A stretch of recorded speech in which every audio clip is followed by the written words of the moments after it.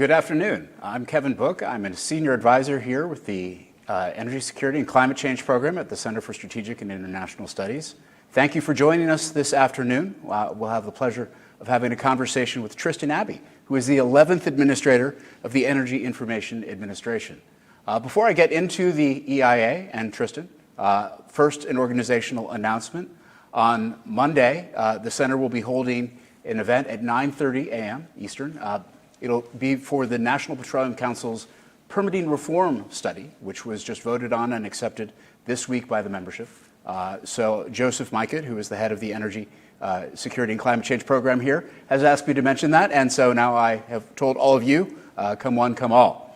But today, we have the benefit of talking about the Energy Information Administration. For those who are unfamiliar with the importance or the impact of the EIA, you need wait only until every Wednesday at 10:30 a.m. when the weekly petroleum supply report emerges.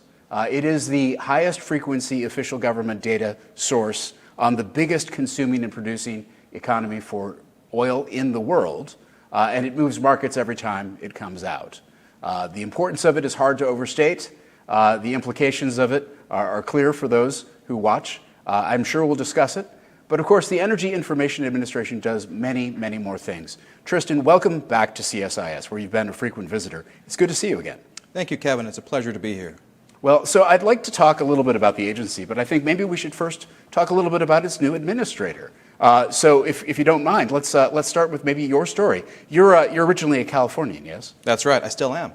Okay. Originally. Well, you're not in California right now, That's true. I'll point out. Fair point. Okay. You won that one. That was an energy state, is an energy state, I suppose. And did you dream as a young boy growing up in California that you would be running one of the premier energy statistical agencies? No, in fact, I think like many Californians, like many people, I didn't even know the difference between gas and gasoline until long after I was a child. You went to Stanford? I did. What did you study? I studied history. And what did you learn? I learned that either history repeats itself or that it rhymes or none of the above. What did you do after graduating? I worked for Peter Thiel at his global macro hedge fund in San Francisco and New York, and for Founders Fund as a summer associate. Founders Fund is a venture capital. Venture capital, so hedge fund and venture capital. And then you have a graduate degree as well. That's right, in international security studies. Okay. And what brought you to Washington? The master's degree in international security studies. What kept you in Washington? The master's degree in international security studies and the aspiration to work in international security affairs. You worked on the Senate Energy and Natural Resources Committee. That's correct. During a very consequential time, if I recall. It was during the time when the crude oil export ban was lifted. That's right. What memories do you have from that event? One of my clearest memories is talking to Adam Szyminski, my predecessor, a few times removed as EIA administrator. We had sent him a letter asking for EIA to conduct a study on crude oil exports, and the letter had, with his advice, had asked for certain bite-sized products to be developed instead of one massive study. And that, to me, I think was kind of eye-opening about how DC actually works. Why is that? Because building blocks are bite-sized, they're easy to chew and swallow, and large blocks of cheese create intestinal issues. Well, I think we may end up talking more about some of the products that you'll be producing in just a few minutes. But you joined the first Trump administration. What did you do there? I worked on the beachhead team for Secretary Rick Perry. Then after a few months there, was detailed to the National Security Council and National Economic Council at the White House, where I served on staff for 2 years. Did you learn any energy lessons during that time? I think that one of the interesting things about the time there was all the attention that was paid on LNG exports as kind of a dominant theme, in contrast to today, where it's all about data centers. And I wonder how many dominant themes DC can have at one time. Well, I suppose you're being asked to support many of them. Let's talk a little bit about the Energy Information Administration itself, as you are its 11th administrator. Congratulations. Thank you. What is the mission of the EIA? The mission of the EIA, simply put, is to collect, publish, and to collect, process, and publish energy data and analysis for the American people. When did the EIA get started and why? EIA was created as as a part of the DOE organization plan in 1977, if I recall. It was a conglomeration of staff from the Bureau of Mines, the Federal Power Commission, and the Federal Energy Administration. I recall 1977 very, very dimly. I was 5 at the time. I remember my parents had 2 cars and 1 siphon during the 70s. It was an exciting time for energy in terms of scarcity. I think the Energy Organization Act you're talking about grew out of some fairly significant supply crises. And so where did the U.S. federal government get its energy data then before it had an EIA after those supply crises? Well, other than those predecessor agencies, I think there was a data series published by the American Petroleum Institute, if I recall, which still publishes data. But I think that there was a very small federal footprint in that space. Where does the EIA fit within the federal government? Is it part of the DOE? It absolutely is. I think this is often a misconception that we're some kind of independent agency that exists outside of DOE, but we are very much part of the organization. I am very proud to be on Secretary Wright's team, and I was honored when the President nominated me for this position. How many people work at the EIA? Something less than 250, but above 225. And that is, I think, a pretty good number. So is there like some sort of statistical agency softball league, and do you have trouble fielding a team against some of the bigger agencies like the BLS? Or if they know enough not to invite me to be part of that team. Maybe that's something you can start. Yeah. Are there other political appointees at the EIA? No, I am the only one. How does the EIA interface with other parts of the government? EIA is a very open organization. That's one of the things that I like most about it. We receive emails from all parts of government, all parts of the country. Every kind of private sector company is emailing us. Students are emailing us. One of the most utilized parts of our website is the FAQ and the Energy Explain, which is designed for children. Do you end up giving energy security briefings to the government? Is that something you do? We can. We have the ability to model oil supply disruptions, for example. We support parts of Energy Department that are concerned with emergency response. We have the ability to basically go anywhere around town and present on especially oil markets if we're talking about security, but also recently, more recently, there's been more interest in power. But we definitely have a lot of ability in that space. How do lawmakers benefit? Do you give briefings to the Congress? If Congress wishes, we are happy to testify. We're happy to respond to letters that they have sent us in the past, asking for data. We have in the past briefed Congress on our outlooks, and I think the steady state budget, $135 million for several years now, is indicative of support on the Hill. So I think a lot of people use your products. Maybe let's talk a little bit more about the EIA and the work it takes to produce those products. First of all, do you know how many products you have? We have a lot. We have too many. Too many. That sounds like you may be foreshadowing something here. Okay, well, how many of them are most of them weekly or some of them monthly? Give us some sense of how often they come out. Well, Kevin, we have 2 weekly natural gas reports. We have the natural gas weekly update, the natural gas and the weekly natural gas storage report. Those are 2 different products. We have the energy monthly update, which is not to be confused with the electric power monthly. 2 different products. We have a natural gas storage dashboard, not to be confused with the 2 weekly natural gas reports. So there is quite a bit of redundancy, and I think we're going to be targeting that very aggressively in the coming months. Where do you get the information? Do you go around to storage tanks and measure them? Do you go into the nuclear plants and read the electric meters? Is that how you do it? EIA has very unique statutory authority to compel responses to our surveys. We have, depending how you count, about 50 different surveys. And we are able to collect information directly from, for example, every single U.S. refinery. So a lot of the data that you see from EIA isn't even stats-based. We're not necessarily inferring or imputing anything. This is direct 100% coverage of things like the refining space. There are larger sectors that have more need for stat functions.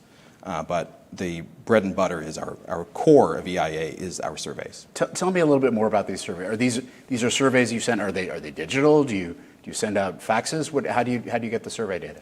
Well, one of the very interesting things I learned when I first arrived at EIA is that there are a small number of respondents to a small number of our surveys that still submit responses via fax machine. It is 2025. This is an interesting factoid in part because EIA doesn't have any fax machines. And so you have to wonder, how do we receive the faxed responses? And the answer is a contractor. Okay. And what happens if people don't respond to their surveys? Do you have a police force you can delegate to? We have a police force in the sense that there is a telephone we can call and ask them why they haven't responded. That is a big part of what the survey ops, what we call the survey ops team. What they do is non-response follow-up. There is also, for mandatory surveys, you can be subject to criminal penalty if you do not respond. How many are most of the surveys mandatory, or is that a small number? I would say the core of our surveys are mandatory. So this is an important national function, national statistical function. How do you organize vis-a-vis other agencies that collect statistical data that are relevant to energy? I think of, for example, the Office of Natural Resources Revenue at the Interior Department, or the EPA. There certainly seems to be some conceptual overlap. How does that organize? You know, I think there is probably less interaction across the different stats agencies than I may have imagined before I came in. There are definitely live points of contact, and there are many data sharing agreements, not just with other federal agencies or offices within DOE, but also with state energy offices. There's a lot of points of contact between EIA and other agencies that collect data. I've worked to try to understand and collect data myself directly from some of those state offices.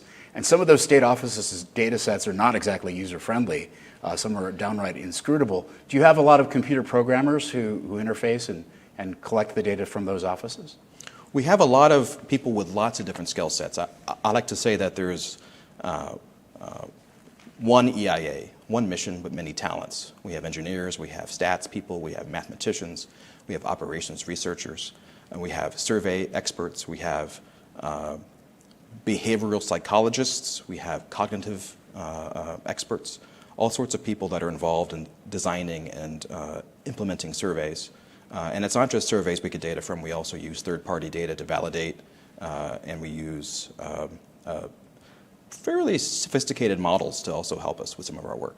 One of the products I personally endorse and commend to anybody who will listen is Today in Energy. I'll just take hands in the audience. Who reads Today in Energy? Okay, those who didn't raise your hands, you all should. I think it's terrific. But I just, as a privilege of being administrator, do you get to pick topics? I can. Mostly we let the career staff generate their own ideas and push them up through the system. I see. Yeah. So it seems one of the things that I think is most useful about it is it does show where some of the resources can be found outside of Today in Energy, and it acquaints people with the vastness of the EIA's resources and data site. I mentioned the weekly petroleum supply report, which happens to be weekly and also a supply report. It probably takes a lot of work, I'm guessing, to prepare that every week. Is that right? It does. It takes just about a week. And what do you do when you have data delays? What happens? Is there some sort of cutoff? What if a ship gets stuck, for example, in the Gulf because of a hurricane? Does that affect the data set? Well, I'm less concerned about us retrieving data for the surveys than I am about the system architecture that is designed to support the actual survey publication. Yesterday, the WIPSR, as we call it, was delayed by approximately 38 minutes. Parts of it were released, parts of it were not. We're conducting an investigation to figure out what exactly happened, but it is a reminder of how old some of the IT systems and other parts of the system architecture are at EIA and how badly reform is needed. You mentioned that, but I also think about another very prominent product is the short-term energy outlook, the STIO. Can you tell me, first of all, what is the importance of the STIO to you? The STIO is important for me for a whole number of reasons, but one is sort of flippant, and that is it is proof that this myth in Washington that the EIA doesn't conduct forecasts is absolutely wrong. The STIO is a forecast. It's a collection of forecasts, and I think that the distinction between projection and a forecast, which we often hear in EIA-related discussions, is an endless one. and I think the STIO's role as the official EIA forecast is often underappreciated. The word forecast is an opportunity to be found in error. And again, speaking as an analyst, one tends to be careful about making forecasts. But Tom Cruise says, don't be careful, be confident. Well, if you get to make a forecast every month, you can correct past errors as well. Competent, not confident. Competent misquoted or confident. The great man. Tell me a little bit about the annual energy outlook. Now, we've gone from weekly to monthly to annual, so there's a little method to my madness. But first of all, the annual energy outlook is an extraordinarily large undertaking. And my understanding is that it's statutorily required? Well, the statutory language says we're required to produce an annual energy report. Historically, the EIA produced a multi-volume but still standalone energy review that included data from the previous year and forecasting. Over the years, that was divided up into the annual energy review, and the data functions where the sort of historical data lives, and then the outlooks, the projections, were pushed to a different product, which is what we know as the AEO today. But something like the AEO is definitely required. And I think one of the things that we are exploring very seriously is how we might reimagine how the AEO looks and operates. One of the ways, which I am very sympathetic to, in which we could modernize AEO is by dividing up a medium-term forecast from within it from a longer-term, medium-term projection, from a longer-term projection, and having a sort of bifurcation between the two different parts of the outlook. So a medium-term outlook and a long-term outlook. So are there other products that are mandatorily required by statute, or is that the only one? We have a lot of mandatory requirements, but fewer than you might think.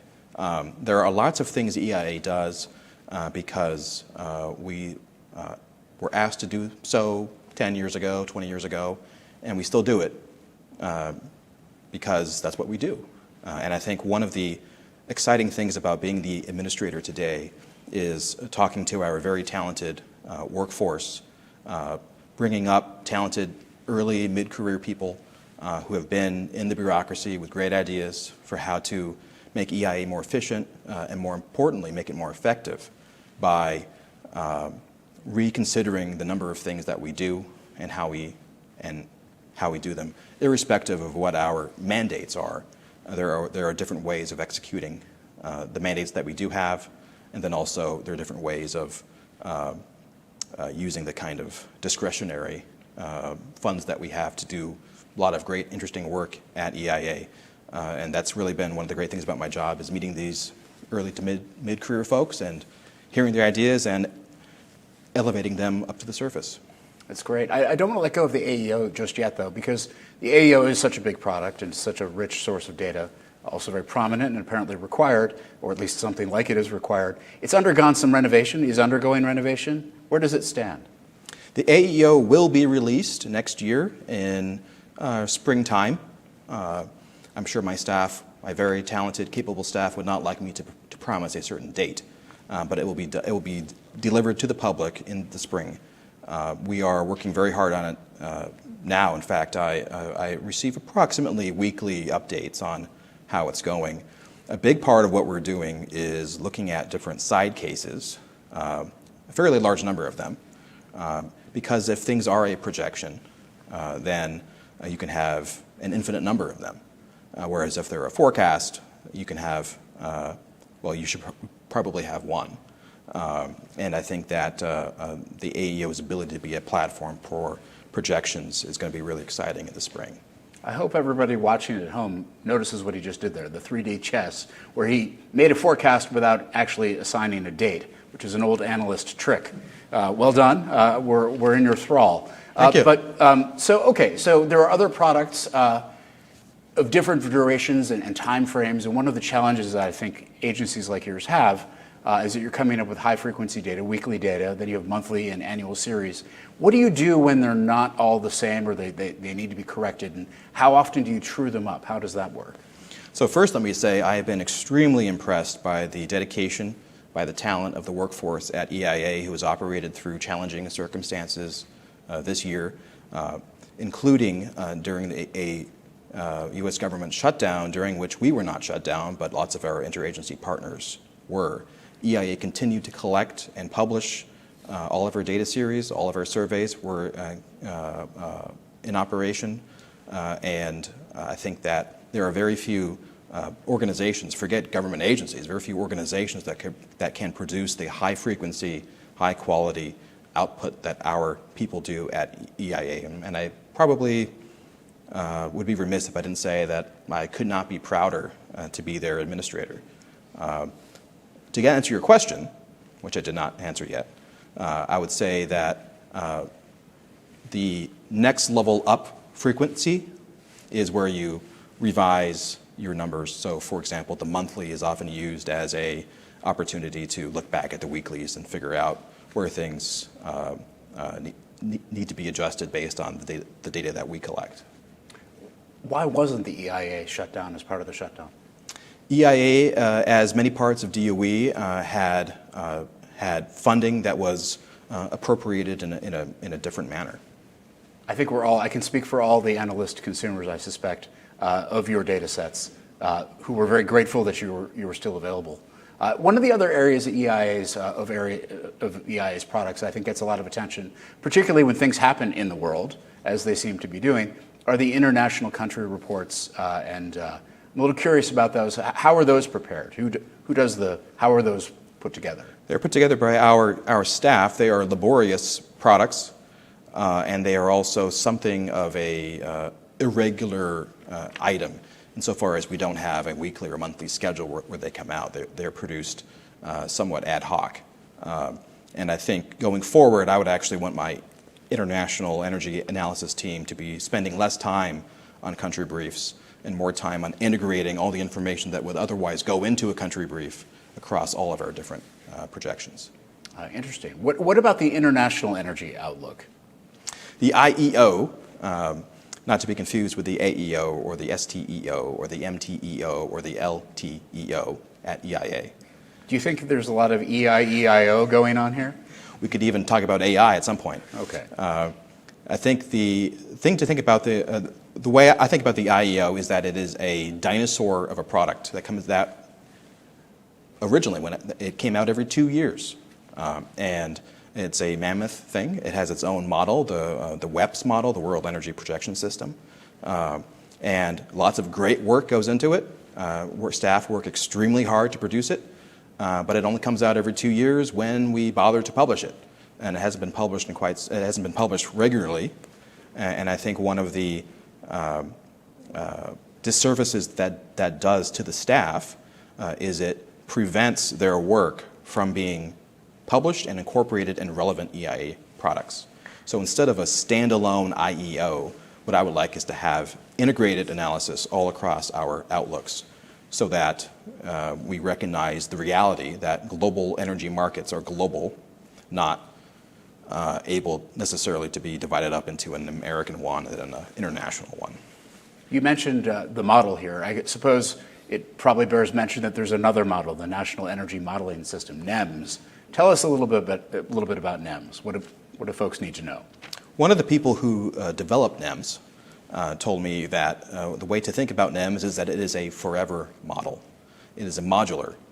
And so there are parts of it that can be updated without having to update the rest of the system. And so this is in part why you have so many different modules with different programming languages involved. There's a joke without a punchline about Fortran, just how we use Fortran with this antique coding system and how it's hard to hire people who know Fortran. And so if anything breaks in the Fortran part of the model, how do you fix it? Well, you have to hire somebody who knows how to do it or bring in somebody from the cold who does know Fortran.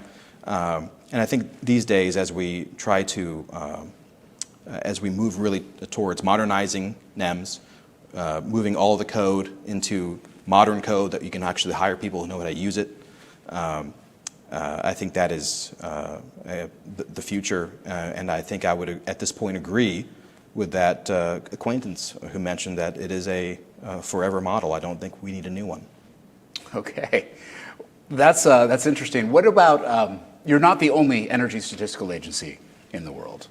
What do you do when you see that your projections or forecasts differ substantially or materially from those that maybe, say, come out of the International Energy Agency or OPEC?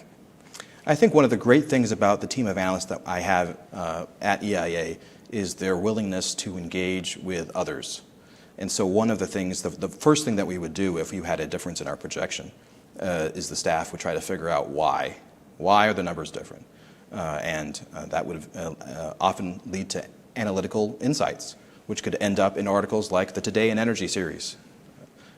You would then refer to your friends. Do you have some sort of red phone you can use to call the other agencies? I do not. Okay. Well, let's move on then maybe a little bit to your leadership agenda. You were pretty familiar with the EIA as one of its users before you joined the organization. How did you think about the agency before you joined it? Before I joined it, my primary introduction to EIA was at events like this, at CSIS and other think tanks around town.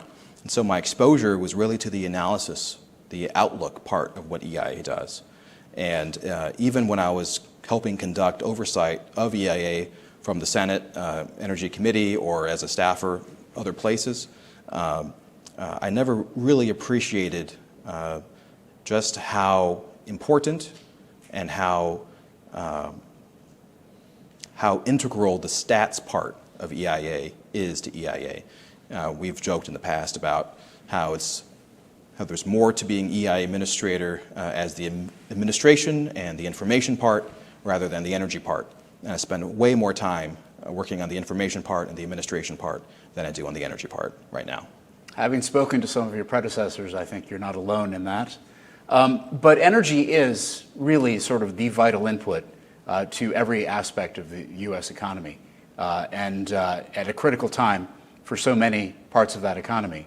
And so I guess this is where I'm interested in your organizational mission or the priorities that you're setting out for this vital agency at this critical time.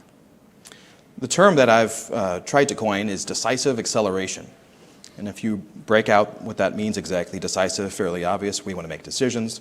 This is not necessarily something that EIA does quickly, but we need to make quick decisions because the challenges that we face do not get any easier the longer we take to examine the problem or to admire the problem. Acceleration, what does that mean? Well, it's change in velocity, which means a change in speed or direction. And we're going to be changing both speed and direction. We're going to be reimagining products. We've talked about the AEO and the IEO, where we've talked about reimagining products, but also about forging new ones. One of the things I'm very excited about are the number of surveys that we intend to launch next year. Upwards of 10 is my hope. We're going to have a suite of minerals-related surveys, for example, covering vanadium, zirconium, and graphite. These are minerals that are often neglected in the critical minerals discussion in favor of nickel and lithium, but they are as critical to the U.S. economy. And I think that the surveys that we launch on those are going to be illuminative and will lead to other work. In addition to the minerals-related surveys, we'll be launching a number of surveys on data centers. As you know, as we mentioned earlier, DC is consumed by data center talk, and it's important for EIA to be relevant and to be collecting data where we can to support policymakers as they understand and grapple with the issues that are raised by data centers. I could go on. There's all sorts of things that we're going to be doing differently and new things that we're going to be launching, but I'm very excited about the work that the team is doing. Well, I do want to get into some of those announcements if you have announcements to make. But before we do, so you're launching a new survey. Presumably you've identified the parties you want to survey and the mechanism by which you want to survey them. Is it hard to get a new survey started? It is absolutely one of the longest, arduous processes you can imagine. It takes probably about 2 years to launch a new survey from scratch. But there are authorities that exist where you can avoid the 2-year process by conducting surveys of smaller scope, but potentially a sharper signal. These are pilot surveys, field studies. These things we can do without having to go through the onerous 60-day comment period followed by a 30-day comment period with the Federal Register. So every survey has to go through notice and comment in the Federal Register? Every mainstay EIA survey has to go through the OMB process, that's correct. Okay, and that means there's just a minimum amount of time just to take and process comments, which also consumes staff bandwidth. That's right, and every survey is only approved for 3 years. What happens at the end of 3 years? Before the 3 years is up, you've submitted a new package back to OMB, and you've either identified changes that you're going to make, modifications, canceling, adding new sections, whatever the case may be. Do they change very often? They should, but they do not. And how often do you get requests for new products from Congress, for example? We get requests for analysis very often. We get requests for an actual new product less frequently. Do you get requests for new products from other places, other than endogenously coming up with the designs on your own? I think if I went to cocktail parties more around town, I would get pitched probably at every single one. Anybody got any products? Well, you don't have a microphone, so you can't answer right now. Okay. Well, so let me ask you then. You do seem to have some major agenda points you've identified. Can I ask if you have any specific programs or objectives you're willing to share with this crowd? It'll just be between us. Well, other than the 10-plus surveys, which I'm very excited about, and the rebuilding or the reimagining of our existing outlooks, one of the things that I am most excited about is the process underway right now, which is to consider establishing a field element or field office or a field site, we're still arguing about the word, in Houston. Originally, EIA had a number of field sites. I believe they were in Pittsburgh, Denver, and Dallas. Over time, these were all consolidated back just to DC, but I think it is, as somebody who commutes into town every day, it doesn't make sense to me why 200-plus people need to all come into Washington, D.C. to do data work. And I think having people out in the field with a field mindset, forward-deployed mindset, being able to visit with refineries, go out to oil and gas fields, go out to data centers out in Texas, would be an extremely good thing for the agency. I think EIA has grown very insular over the past 10 years. And one of the thematic agenda items is to reverse that insularity and really push EIA to go out with confidence into the world, out into the country, meet our respondents, meet the American citizens that are paying for us to do all these surveys, and to really get back out in the field. I think our people who work on refining surveys, for example, should visit refineries every single year. They should know how refineries work.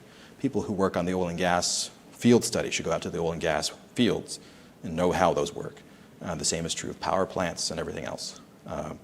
And my hope is that if the Houston field element is successful, that we are able to build a network of field sites.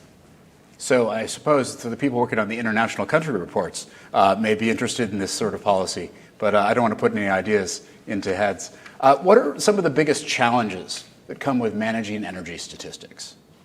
One of the biggest challenges is the mismatch between the IT system that has to be created to protect and process that data and the frequency with which you have to collect the data, process it, publish it, and invent new ways of collecting new data sets. So you can build an IT system architecture that is able to collect all this data, and you have certain fields that are designed in certain ways.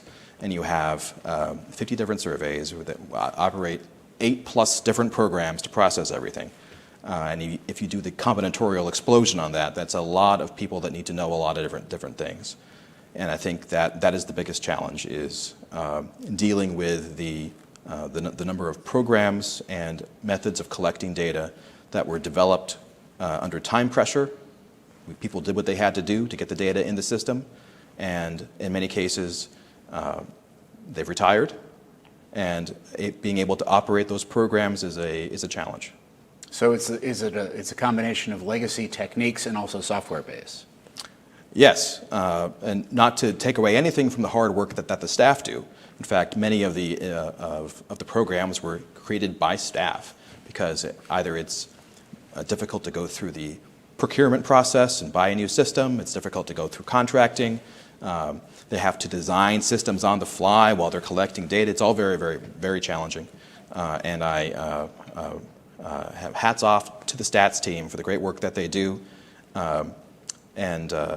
it's unfortunate that they were never seen at the glitzy events or the big rollouts for the events that I used to go to 10 years ago, but they really do deserve praise for all the work that they do. You've mentioned artificial intelligence several times, data and centers, and the centrality of data centers to the data you're collecting. But how might artificial intelligence change your work? Is it changing your work now? It absolutely is central to the future of EIA. One of the amazing things about the current structure that we have is that we are not able to use AI on our pre-published data. You're not able to use AI on your pre-published data. We're able to use whatever program people use to analyze published data. You can analyze the heck out of that. But to actually help you process and publish the data set, right now we do not have that ability. And that is changing quickly. When that discovery was made, it struck me as ridiculous. And it's not about the rules. There's no rule saying we can't. There are just restrictions on what you can do with data that's protected and so forth. But it is absolutely feasible technically to have protected data using AI to help you process it. And that is what we will see coming to EIA very, very, very soon. Well, you have a challenging role because you do have to sort of disseminate information regularly that you're collecting from private parties who have confidentiality concerns. And I imagine that does limit the ability to do some of the things that others who might want the data could do if they had it without those restrictions. Is that one of the, you mentioned, I think that was one of the biggest challenges in trying to process all this. But with AI to help you, presumably with the proper protocols and protections, you think you can probably move faster and do more cross-cutting types of analyses? Absolutely. If we follow the theme of decisive acceleration, then it becomes less of a conversation about why we can't do stuff and more conversation about how are we able to do things. And when you start thinking that way, the opportunities really do open up. Tell me a little bit about how you see EIA's data supporting broader policy objectives. Do you think that when you think about the work you do you imagine it within the broader context of the policy decisions that are being made by the U.S. government? I think one of the reasons why EIA has grown so insular over the past 10 years or so is a vicious cycle of decreasing relevance to policymaking conversations, where the emphasis has been on protecting EIA's independence, analytical independence, which is absolutely important, to the detriment of being relevant, which is not necessary. It is not necessary to be irrelevant and to be, if you want to be independent. You can absolutely have independent analysis. I think objectivity is a discipline that we practice. Our staff practice it well. And I think one of the things about decisive acceleration is about having EIA be much more engaged in not just policy-making conversations, which we will not be doing as a policy-making agency, but providing information to keep people during those conversations, but also to what we might call meta policy outside of the U.S. government. There's lots of policy making going on in the U.S. economy by private sector people who also need access to data and who need access to relevant data. And so I think a future of relevance is very much in the cards. So I'm not actually looking at my phone while you're talking. That was rather rude. I was like, look a little impolite. But the very gifted and skilled team here at CSIS has been feeding me questions that they've been receiving from the online audience. And one of the questions that I have here is asking how the agency is managing energy and trade policy changes and uncertainties. Our team is managing it the same way that we've managed any policy change in the past, with dedication and integrity. I'm very proud of the work that we've done. I am briefed before every STIO comes out, for example, every short-term energy outlook. It's not me running the model to find the answers for these different variables that are forecasted. It's our staff that do. All they do is brief me on their answers. Do you have some sort of concern or limitations based on budget and staff changes? I think that we have an appropriate number of dollars in our appropriation. I think having the ability to have new people in the future would be good, but I'm not worried about some kind of ongoing crisis at the agency or anything like that. I think we are well resourced. How do you think about your customer base? Who is your primary customer? We hear this term a lot in EIA meetings, external stakeholder. And if there is a term I could ban, it would be external stakeholder. I would rather hear the specific person or entity that is requesting something or that needs something or is demanding something. And so for at least the preparation of this coming AEO, my directive has been we have three primary stakeholders. We have the Department of Energy, the White House, and Congress. So speaking of Congress, you sort of have a pedigree from Congress. That's where you were a staffer on the Energy and Natural Resources Committee for so long, and during such an important time. Other administrators have had past networks from Wall Street or academia. Do you see some way that you are going to leverage your congressional network in your tenure as administrator? No more than anybody else would leverage an existing network of any group of people. So I got a question here that looks like it's a nervous question from one of the stakeholders, probably not one of the primary consumers, asking about the reports that might get cut. You did seem to suggest that reports might get cut. Can you tell us a little bit about how you might make the decisions of what gets cut and what you're planning to leave in place? Will you be leaving in place the ones that the commodity markets watch so closely? I think that the surveys themselves are the most important thing.